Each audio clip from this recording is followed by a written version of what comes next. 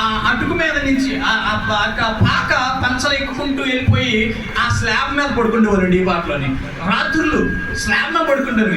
అంతేకాదు చాలా విచిత్రమైన పనులు చేసేవాళ్ళు. కొబ్బరి చెట్లు ఎక్కేసేవాళ్ళు. మమ్మల్ని డీప్ లో పట్టుకోలేకపోయారు. ఆట అంతా అయిపోయి 11 గంటలు అయిపోయిన తర్వాత రాత్రి అప్పుడు పొలం లోడేటిరా అంటే అప్పుడు చెట్టు దిగి వచ్చేవాళ్ళు. ఆ కొబ్బరికాయ స్తోత్రం హల్లెలూయా. అలాంటి పనులు చేస్తూ ఉండేవాళ్ళం. టీపాట ఆడుకున్నప్పుడు మేము ఆ యొక్క మిద్దిల్లోకి వెళ్ళి దాక్కుంటూ ఉండేవాళ్ళం. అంతే కదండి, మనకి కేరీ గారు వస్తున్నారు చూస్తారా?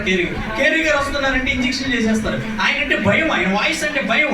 ఆయన వచ్చాడు అంటే ఎవరన్నా మెడికల్ మన ఊళ్ళోకి వచ్చారంటే పరుగుపోయి ఏ డీపాట ఆడుకోవడం అలాంటి మిద్దిల్లో పోయి అక్కడ పోయి దాక్కుంటారు. అలా అక్కడికి వచ్చేస్తారా? అయ్యో తెలియకంతే చనిపోయాం కదా బాకీ వాళ్ళ. మళ్ళీ ఎప్పుడో మరి బండి వెళ్ళిపోయింది అనగానే అప్పుడు దిగి వచ్చేవారు అనమాట. దేవునికి స్తోత్రాలు.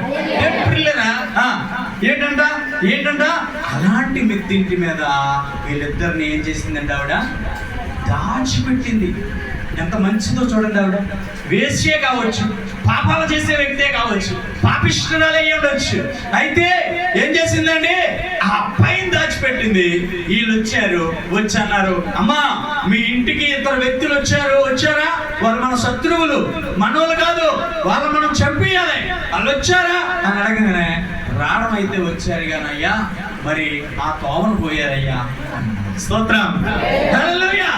అయ్యా రావడం అయితే వచ్చారు, వచ్చిన వాళ్ళు మళ్ళా ఆ తోవనే పోయారండి అని చెప్పంగానే ఆ తోవను పోయారా అని చెప్పేసి వాళ్ళు కూడా ఆ తోవనే పోయారు.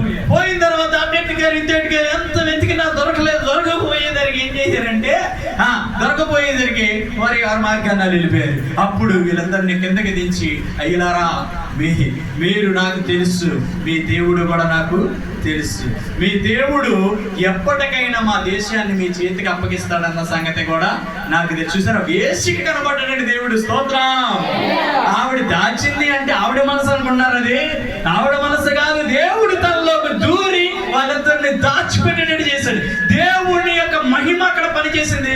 దేవుడి చెప్పేశాడు దానికి, అమ్మా ఈ దేశాన్ని పోరాడి ఆ ఇశ్రాయేల్ ప్రజలందరూ కూడా, ఐగుప్తు నుంచి వచ్చిన ఇశ్రాయేల్ ప్రజలందరూ కూడా ఈ దేశంలోకి రాబోతున్నారు తల్లి, ఇందులో ఉండబోతున్నారు తల్లి, మిమ్మల్ని అందరూ మరి వాటమే పాలవుతారు అమ్మా అని దేవుడు తెలియజేశాడేమో.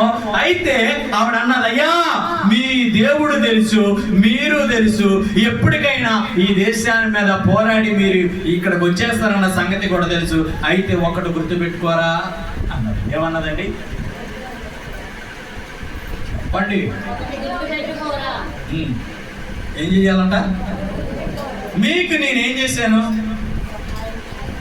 ఉపకారం చేశాను. ఏం చేశాను? నాకు ఒక చిన్న సహాయం చేయండి. ఏం సహాయం అంటే, అయ్యా యుద్ధం రోజు